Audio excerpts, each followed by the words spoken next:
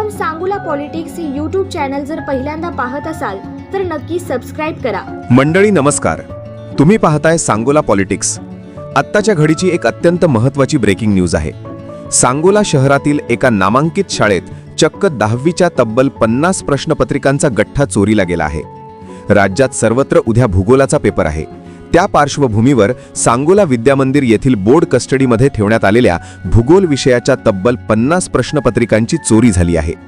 Board कस्टडीमध्ये ठेवण्यात आलेल्या तब्बल 50 प्रश्नपत्रिका चोरीला गेल्याने सांगोला तालुक्यात एकच खळबळ उडाली आहे। उद्या 18 मार्च रोजी सर्वत्र 10वीच्या भूगोल विषयाची परीक्षा आहे। या परीक्षेची सर्वत्र ठिकाणी जय्यत तयारी सुरू आहे। परीक्षेपूर्वी त्या बोर्ड कस्टडीपर्यंत त्या विषयाच्या प्रश्नपत्रिका पोहोचवल्या जातात।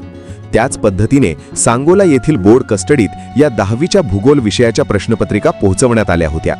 ही बोर्ड कस्टडी सांगोला शहरातील विद्यामंदिर प्रशालेत आहे। या बोर्ड कस्टडीत ठेवण्यात आलेल्या 50 प्रश्नपत्रिका गायब झाल्याचं उघडकीस आलं आहे। या घटनेची माहिती मिळताच सांगोला पोलिसांनी घटनास्थळी धाव घेऊन पाहणी केली। याबाबत गुन्हा नोंद करण्याची प्रक्रिया सुरू होती। घटनेची माहिती मिळताच उपविभागीय पोलीस अधिकारी काही वेळात घटनास्थळी दाखल होणार असल्याची माहिती मिळत आहे।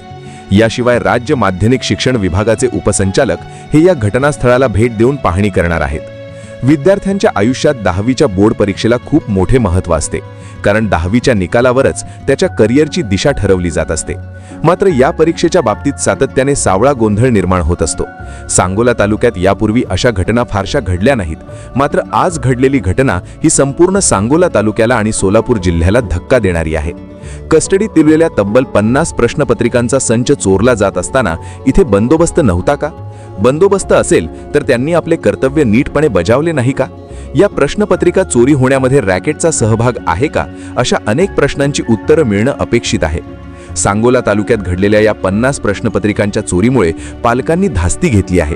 प्रश्नपत्रिका नेमक्या किती चोरल्या गेल्या याबाबतचा खुलासा शिक्षण विभागाचे अधिकारी करतीलच। मात्र जर हा प्रकार खरेच घडला असेल तर उद्याचा 10वीचा पेपर रद्द होणार का की दुसऱ्या प्रश्नपत्रिका देऊन परीक्षा घेतली जाणार याबाबत निर्णय होऊ शकतो।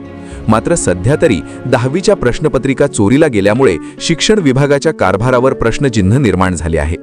वर्षभर अभ्यास करून विद्यार्थी मोठ्या परिश्रमाने 10वीच्या परीक्षेला सामोरे जात असतात, मात्र ऐन परीक्षेच्या कालावधीतच अशा चोरीच्या घटना जर घडत असतील तर विद्यार्थ्यांचे मानसिक खच्चीकरण होऊ शकते। परीक्षेमध्ये गोपनीयता आणि पारदर्शीपणा काटेकोरपणे पाळण्याची नितांत गरज आहे। अशा चोरीच्या घटना पुन्हा घडू नयेत यासाठी प्रशासनाने दोषींवर कठोर कारवाई करावी अशी मागणी होताना दिसत आहे। तुर्तास इथंच थांबूया। धन्यवाद।